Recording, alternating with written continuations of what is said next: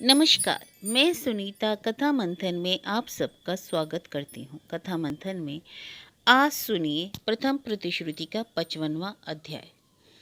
प्रथम प्रतिश्रुति के सारे अध्याय आपको हमारी प्लेलिस्ट से मिल जाएंगे, जिसका लिंक आपको डिस्क्रिप्शन बॉक्स तथा एंड स्क्रीन पे मिल जाएगा। अब तक हमने देखा कि सत्य अपने बेटे की शादी की तैयारियां करती है और सबको न्योता देने की सूची भी बना लेती है। अब आगे उत्साह सबको है और ब्याह के काम में सबकी मदद लेना ही सामाजिकता है। मदद ना लेना ही निंदा की बात है। दुल्हन का घर भी ज़्यादा दूर नहीं, वहाँ से भी लोग बार बार आ जा रहे हैं। नमस्कार साड़ी क्या लगेगी, ननद पिटारा क्या होगा, अहिवाती डाला में आपके यहाँ से क्या क्या देना पड़ता है, आदि आदि। नवकुमार ठीक इसी समय गांव जाकर बैठा रहा। उसके अभाव और स्वाभिमान का बोध जग जाने से आज मन कैसा तो खाका करने लगा कि ख्याल हो आया लड़के का कमरा ही संवार दूं। बरईपुर से लौटकर तो बहू को लेकर यहीं रहना होगा। उम्र वाली लड़की है, उसे साल भर नहर में छोड़ने की इच्छा नहीं। कलकत्ता के पड़ोसियों में सत्य आजकल एक चलन देख रही है, धूल लगे पांव ससुराल पास। अष्टमंगला के बीच ही बहू को एक बार नहर भेजकर ले आने के बाद गठबंधन करके वर वधू को घर में लेने का नाम है। धूल लगे पांव ससुराल वास, सत्य यही करेगी। सत्य ने समझ लिया है कि बेटे को बहू के लिए ललक है, बहू को जल्दी ही लिवा लाना होगा। खैर आज कमरा ही सजा संवार लिया जाए। दो तल्ले पर दो कमरे हैं, एक में साधन और सरल दोनों भाई सोते हैं और एक में घर का बहुत सारा सामान ठूस दिया गया है। सत्य नीचे के कमरे में स्वर्ण को लेकर सोती है चौकी पर, और दूसरी चौकी पर नवकुमार सोता है। जिस डेरे में सुहास को लेकर थी उसमें कमरे कम थे, जगह भी कम थी। बेचारे नवकुमार को बहुत वंचित होना पड़ा। यह व्यवस्था अभी की जो की है सत्य ने की है। उसकी उम्र हो रही है, अब वह अकेले पड़ा रहेगा। अकेले रहने से वक्त पर कोई एक लोटा पानी देने वाला भी तो नहीं रहेगा। लड़के 12 महीने रात जग कर पड़ते हैं। उस कमरे में नवकुमार को कष्ट होता है, इसलिए यह व्यवस्था की गई। लेकिन अब यह व्यवस्था नहीं चलेगी। अब दुतल्ले के सामान भरे कमरे को खाली करा के वहाँ स्वर्ण के साथ सत्य को अड्डा जमाना पड़ेगा। सरल को नीचे नवकुमार के कमरे में चालान कर दिया जाएगा।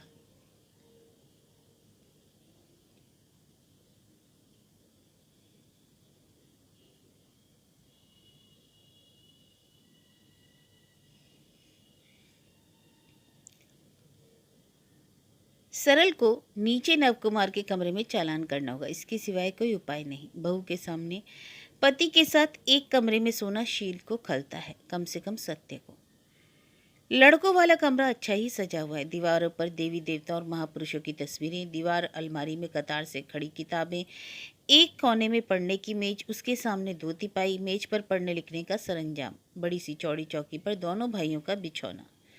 कमरे में उलट पुलट करते करते सत्य मन ही मन जरा हंसी। ब्रह्मचारी अब संसारी होंगे। बगल में भाई के बदले स्त्री, सोचते सोचते सहसा रोमांस सा हो आया। निहायत बच्ची सी सोचने लगी, यह शर्मीला लड़का जाने कैसे अपनी स्त्री से भाव करेगा, कैसे दुलार करेगा। फिर सोचा यह उम्र करके ब्याह करना कितना अच्छा है। सत्य का जमाना कैसा अजीब था। दूल्हा के नाम से दुल्हन को बुखार और दुल्हन के नाम से दूल्हे को पसीना। सत्य जब घर करने गई तब उसे घरवर नहीं मिला, जब मिला तो मानसिक अवस्था उससे अच्छी नहीं थी। और ब्याह ब्याह का मतलब भी समझा, छी छी। वह ब्याह तो मानो लड़के लड़कियों से बड़ों का खिलौने से खेलना हो। एक बहुत बड़ा लोभ दिखाया गया। गौरीदान, कन्यादान, पृथ्वीदान और कुछ नहीं। आंख फूटने के पहले लड़कियों को बलि की वेदी पर रख ही देना। सत्य जैसी जबर कितनी लड़कियां होती हैं। सत्य के होठों पर फिर जरा हंसी दौड़ गई। नव कुमार जैसा पत्नीगत प्राण वाला आदमी ना होता तो सत्य क्या करती क्या जाने। मन के अगोचर कुछ नहीं। सत्य के मन में स्वामी के प्रति भीतर ही भीतर बहुत अवज्ञा है। तो भी आज हठात गर्मी की दोपहरी में खां खां करते मन में उस आदमी के लिए ही उसका जी कैसा तो कर उठा। नवकुमार बेचारा ही क्या सुखी हो पाया। आप अपने को अपराधिनी सी लगी। काश काश सत्य संसार सर्वस्व लड़की होती। बेचारे नवकुमार का जीवन बहुत ज़्यादा सुखी होता, इसमें संदेह ही नहीं। यही आज ही तो उस बेचारे के अंतिम सुख को भी सत्य छीन लेने को तैयार है, और कुछ नहीं। एक कमरे में भी तो होता। गपशप का समय तो रात ही है। सत्य का मन मिजाज ठीक रहता है तो नवकुमार दफ्तर और दफ्तर के दोस्तों की बातें करना शुरू कर देता है। और इससे भी क्या, बहू के आ जाने पर एक कमरे में रहना ठीक नहीं, नव कुमार को वह समझाना कठिन है। एलोकेशी तो पति के मरने के समय एक कमरे को पकड़े रही। सोना सदा बेहात रहता है, शायद इसलिए आंचल में गांठ बांधने में इतनी मुस्तैदी। उदाहरण बेशक और भी बहुत से हैं। अकेले एलोकेशी को ही दोष देना उचित है? चाचा से भतीजा बड़ा होता है, यह हमेशा देखने में आता है। गृहिणी का छोटा लड़का पोतों की कतरी और कजरौटी से ही पलता है, सत्य को यह मालूम है, लेकिन इससे उसे बड़ी वितृष्णा है। जो हो, अपना बिस्तर दुतल्ले पर ले जाने की सोचते हुए ही नव कुमार के लिए सत्य का मन कैसा तो कर उठ रहा है। बाल बच्चों का पास पास रहना ही ठीक है, उसके मन का पागलपन नहीं आता। स्वर्ण नहीं है, शायद इसलिए मन तो ऐसा हो रहा है। इसलिए बक्स संदूक को इधर उधर करना अच्छा नहीं लगा। हाथ का काम अधूरा छोड़कर ही सत्य खिड़की के पास आकर खड़ी हुई। जहाँ जहाँ करती धूप से आसमान मानो फट रहा है। रास्ते के किनारे का पेड़, रास्ते के उस पार के घर उस दाह में जले जा रहे थे। बगल के रास्ते से कोई बर्तन वाला जा रहा था, कांसे को पीटता जा रहा था, टन टन। वह आवाज़ धीमी से तेज और फिर तेज से धीमी हो गई। कहीं दूर पर कोई बैलगाड़ी जा रही थी, उसके पहियों की कच कच और बैल के गले की घंटी एक ताल से बज रही थी। उससे भी दूर पर कहीं पोड़की की बोली जैसे प्रकृति के बदन पर करुण आंत्रनाद की छुरी घोंप रही है। पोड़की को बोलते सत्य ने सुना नहीं है क्या? सारी जिंदगी ही तो सुनती आई है, फिर उस पोड़की के रोने की तरह आज उसे रोने की इच्छा क्यों हो रही है? क्यों लग रहा है कि उसके कहीं कोई नहीं है? वह सदा की अकेली है, सदा की निसंग। उस पर किसी को माया नहीं, ममता नहीं, प्यार नहीं। वह स्नेह प्यार विहीन मरुभूमि की राह पर अकेली चल रही है। धूप का तीखापन और झुलसाने वाली हवा के झोंके आंख मुंह में लग रहे हैं, पर खिड़की के बाहर उस दृश्य की मैंने नशे की तरह सत्य को रोक रखा था। उस नशे के साथ विधुर विषण एक वेदना मिली। यह वेदना क्यों? यह शून्यता क्यों? बिस्तर पर लेटी नाहक की रुलाई जैसे कविताएं करेगी क्या? शायद वही करती शायद। अचानक नजर पड़ गई माथे पर गीला अंगूछा रखे तलवे को बचाने के लिए लगभग कूदती हुई रास्ते से सौदा जा रही है। किसी अशुभ आशंका से उसका कलेजा दहल गया। अरे, ऐसे समय? चौंकने से वह नशा उतर आया। खिड़की से हटकर तेजी से कदम बढ़ाती हुई वह उतर आई। उसके नीचे जाते ही सौदा सूखे गले से बोल उठी, बहू लड़के घर पर नहीं है? सत्य ने सिर हिलाया। बैठने को कहना भूल गई। सौदा थोड़ा और आगा पीछा करके पास ही चौकी पर बैठ गई। बोली, एक खबर है, कहती हूँ अभी, पहले एक लोटा पानी तो दे। गट गट करके लोटा भर पानी वह पी गई। उसके बाद सुस्ता कर बिखरा बिखरा सा जो कुछ उसने कहा, उस सब का सारांश यह है कि सत्य को बरईपुर जाना होगा। बरईपुर जाना है, यह तो उसे मालूम ही है, बस यही तो। और कै दिन के बाद ही, कै दिन के बाद वाली बात बाद में। अभी इसी समय जाना होगा। आज ही जा सकती है तो अच्छा होता, मगर सवारी का इंतजाम करने में कुछ देर तो लगेगी, लिहाजा कल तड़के ही। मुखर्जी बाबू सब इंतजाम किए देते हैं, जरा कोई लड़का उनके साथ जाए। सौदा ने बहुत सवार कर और बड़े सहज ढंग से कहने की कोशिश की, फिर भी बातें कैसी तो उल्टी पुल्टी लगी और सौदा कैसी तो बुद्धू बुद्धू सी दिखी। वह मानो कुछ लिखा छुपा कर कह रही हो और वह गुप्त बात जैसे जाहिर हुई जा रही हो। उसके चेहरे का रंग जो बदरंग दिख रहा था, वह क्या सिर्फ धूप में आने की वजह से? उसके गले में जो कंपन था, वह क्या सिर्फ सत्य को निशंक रखने की व्याकुलता से?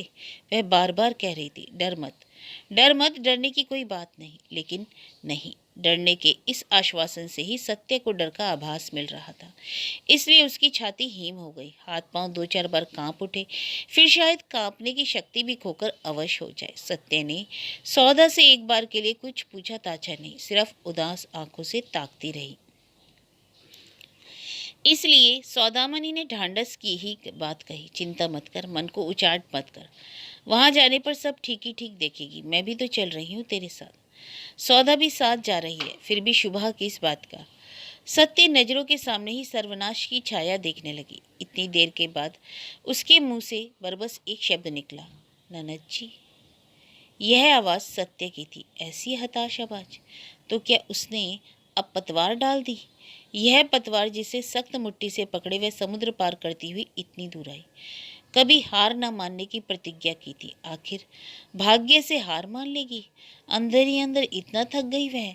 सौदा बोली, अरे तू तो बैठ पड़ी, ऐसी तो नहीं थी तू, कभी हिलती डुलती नहीं थी, आज इतना घबरा क्यों रही है? सत्य चौंकी, अपनी इस गिरावट से शर्मिंदा हुई। अपनी शिथिल पड़ी आवाज को वह संभाल नहीं सकी। बोली, पता नहीं क्यों मन तो कुछ बोल रहा है, लगता है सब जैसे खत्म होने को है।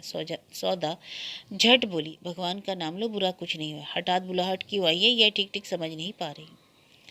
बरेपुर से आदमी आया है सौदा के पास। उसने सौदा से इन लोगों को जल्दी से ले जाने के लिए कहा है। बन पड़े तो आज ही नहीं तो कल, जितना तड़के निकल सके। सत्य के ने एक निश्वास फेंका। मेरा मन ही साफ बता रहा है ननद जी, लगता है मैं मानो विसर्जन का बाजा सुन रही हूँ। उस बार इसकी इतनी बड़ी बीमारी में भी ऐसा नहीं हुआ था। सत्य के मन में नव कुमार के लिए ही उथल पुथल होने लगी।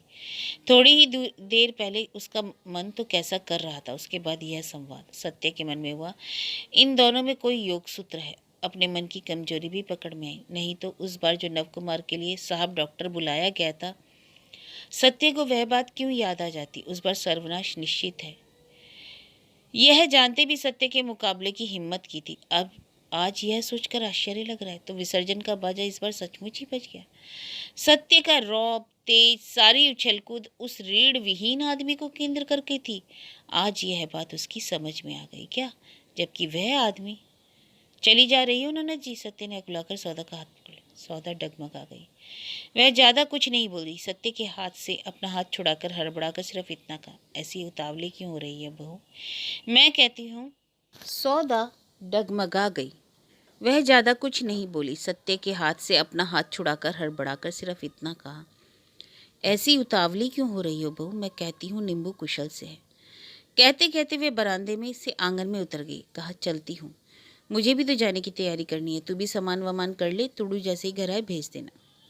इसी तरह से भागी गई सौदा और सत्य उसके जाने की राह की तरफ निढाल होकर ताकने लगी। देर तक ताकती रही।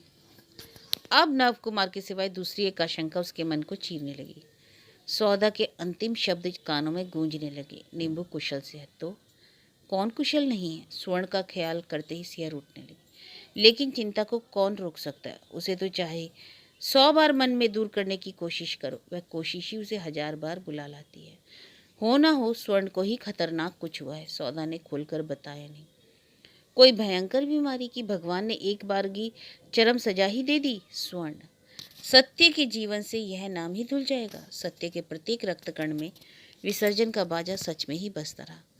तो भी तैयारी कुछ करनी ही पड़ी। लड़के घर लौटे तो उन्हें बताना ही पड़ा। लड़कों ने अपनी फुआ के यहाँ से लौटकर खबर दी, गाड़ी का इंतजाम हो गया। घोड़ा गाड़ी और बैलगाड़ी से कुछ ही घंटों में पहुंच जाएंगे। सत्य को लड़कों की तरफ ताकने का साहस नहीं हुआ। केवल सत्य को ही साहस नहीं हुआ। सत्य के लड़के ही क्या कम माँ को अपने सहे हुए चेहरे दिखाने की हिम्मत कर पा रहे थे। घर बंद करके ही जाना पड़ा। सत्य कमरों में ताला लगाने लगी और ताला लगाते लगाते उसे लगा जैसे जैसे वह अपने जीवन के ही सारे दरवाजे बंद किए दे रही है। उन दरवाजों को खोलकर अब वह घर गृहस्थी नहीं करेगी। कई दिन के बाद ही तो सत्य के बड़े लड़के का ब्याह है। वह ब्याह सत्य देखेगी? होगा वह ब्याह? सब जैसे धुंधला हुआ जा रहा है, सपना हुआ जा रहा है। कल ही सवेरे निताई की बहू के यहाँ से कटकर आई सुपारियों को पिटारे में भरती हुई बहुत खुश हुई थी कि सत्य की सुपारियाँ खासी महीन कटी हैं। अब क्या वह बात यकीन कर पाएगी? खामखा ही ऐसा होता है? नहीं, मन को पहले ही पता चल जाता है। और यदि अकारण ही है तो ये लोग स्तब्ध क्यों हैं? जो लोग गाड़ी में साथ चल रहे हैं। और दिन होता तो सत्य उन सबकी चुप्पी तोड़कर ही रहती, दृढ़ होकर कहती, इतना लुकाने छिपाने से क्या लाभ? जो हुआ वह जान ही तो रही हूँ, बांध कर मारने की क्या जरूरत? जो हुआ सुनूंगी, सुनने के लिए तैयार हो रही हूँ, लेकिन आज उससे नहीं बन पा। निर्दिष्ट स्थान पर घोड़ा गाड़ी छोड़कर बैलगाड़ी पर सवार होना पड़ा। बैलगाड़ी पर बैठते ही सौदा ने चुप्पी तोड़ी। सत्य से नहीं, वह लड़कों से बोली, तेरे फूफा जी की भी इच्छा थी आने की, सिर्फ बैलगाड़ी के डर से रह गए। उम्र हो गई है ना, और सदा कलकत्ता। अंतिम शब्द को सत्य सुन नहीं पाई। उसके कानों में सिर्फ यही गूंजा, इच्छा थी। इच्छा माने कर्तव्य नहीं, इच्छा। उस आराम तलब आदमी को किस दृश्य के आमने सामने होने की इच्छा थी? मौन ही डरावना होता है। बात ही साहस को जन्म देने वाली है। बात के बाद इसलिए बोल पा रही है सौदा। उन्होंने कहा, फिर जब कै दिन के बाद तुड़ू के ब्याह में जाना ही है, उस समय पालकी से जाऊंगा। तुड़ू के ब्याह में? इन लोगों को अभी भी यह आशा है, यानी कि तुड़ू का ब्याह निश्चित दिन को होगा, लोग बाग सब न्योते में आएंगे। अब कोई सत्य लज्जित हुई कि मैं जरा ज़्यादा ही विचलित हो पड़ी हूँ और यह बात लोगों ने ताड़ ली। छी, कैसी शर्मनाक। सत्य की तबीयत मामूली कुछ खराब हुई शायद। जो आदमी कहने आया था उसी बुद्धू ने यह जाने क्या कहते हुए क्या कहा है, इसलिए इस बार सत्य बोली, तुम चली आई। नंदुई को जी को कुछ असुविधा हो गई कि सौदा की होठों पर हंसी का आभास ही खेल गई। तो सौदा हंस भी पा रही है। मुस्कुराकर बोली, जो कहा तुमने। अब ऐसा हो गया है कि उठते बैठते इस सौदा बामनी की रट। कह भी तो आई मैं, इन्हीं के सालों में इतना पूरी जिंदगी तो मेरे बिना ही कटी। तो जवाब मिला, नाता तो जन्म जन्मांतर का है। बीच के उन कैदिनों की भूल भ्रांति से क्या यह बंधन ढीला होने को है। सौदा की इस हंसी से सत्य के भी कलेजे को बल पड़ा। वह भी इसलिए मजाक सा करती हुई बोली, नाता अगर जन्म जन्मांतर का है फिर तो स्वर्ग जाने पर भी सौत काटा रह जाएगा ननद जी। उससे भी शायद जन्म जन्मांतर का ही संबंध है। कौन जाने वहाँ जाने और किस जन्म में स्वर्ग गई हुई है और भी 4 सौतें छीना झपटी करेंगी। सत्य लगभग हंस पड़ी। जन्म जन्मांतर शब्द में उसने कौतुक की ऐसी कौन सी खुराक पाई।